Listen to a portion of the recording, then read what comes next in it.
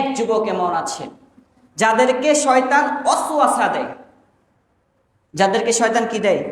ওয়াসওয়াসা দেয় যে স্ত্রীর সাথে খারাপ ব্যবহার না করলে চলবে না, তাকে শাসন না করলে সে মানুষ হবে না। শয়তান এটা কি দেয়? ওয়াসওয়াসা দেয় যে স্ত্রীর সাথে খারাপ ব্যবহার করতেই হবে। তার সাথে যদি খারাপ ব্যবহার না করা হয় তাহলে সে কি হবে না? ভালো মানুষ হবে না। মাআযাল্লাহ। আপনার রাসূল কি করতেন? হাদিস তো বললাম ইতিপূর্বে, ভালো ব্যবহারের আদেশ দিয়েছেন। আরেকটা হাদিস বলি, রাসূলুল্লাহ সাল্লাল্লাহু আলাইহি ওয়াসাল্লাম কি করতেন? হাদিসের মধ্যে এসেছে, মাআবা রাসূলুল্লাহ সাল্লাল্লাহু আলাইহি ওয়াসাল্লাম তুআমান কত্তু।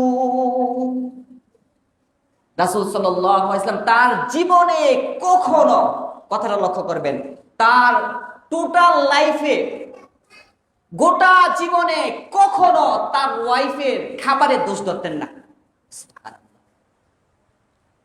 নিজের সাথে মিলান, নিজের সাথে মিলান।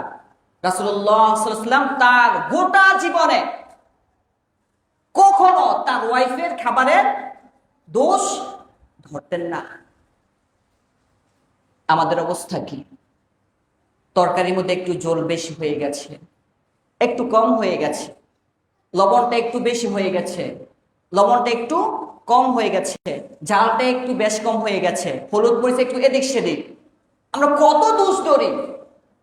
আমরা কত দোষ ধরি। প্রতিটা মানুষই তো চায় তার সর্বোচ্চ দিয়ে ভালোভাবে পাক করতে, চায় না?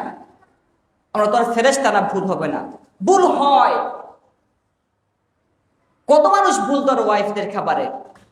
এখানে এমন কে আছেন দেখি তো, যে তার জীবনে কখনো তার ওয়াইফের কোনো খাবারের ভুল ধরেননি? সাহস করে হাত তোলেন দেখি, দেখি এখানে কে আছে? আছেন কেউ? থাকলে হাত তোলেন। নাই, কেউ নাই, কেউ নাই। আমরা রাসূলের জীবনী কোথায় আর আমরা কোথায়? রাসূল কেমন ছিলেন আর আমরা কেমন? এজন্যই তো ফ্যামিলির মধ্যে শান্তি নাই। এখন ফ্যামিলির মধ্যে সুখ নাই, শান্তি নাই, কিছু নাই। কারণ রাসূলের আদর্শ থেকে আমরা যত দূরে যাব, আমার জীবনের, আপনার জীবনের সুখ শান্তি তত কমে আসবে। এজন্য রাসূলুল্লাহ সাল্লাল্লাহু আলাইহি ওয়াসাল্লামের জীবনী ফলো করা, জীবনী নিজের জীবনের মধ্যে বাস্তবায়ন করার চেষ্টা করা, তাহলে ফ্যামিলির মধ্যে সুখ আসবে, শান্তি আসবে, মুহাব্বত আর ভালোবাসা আসবে।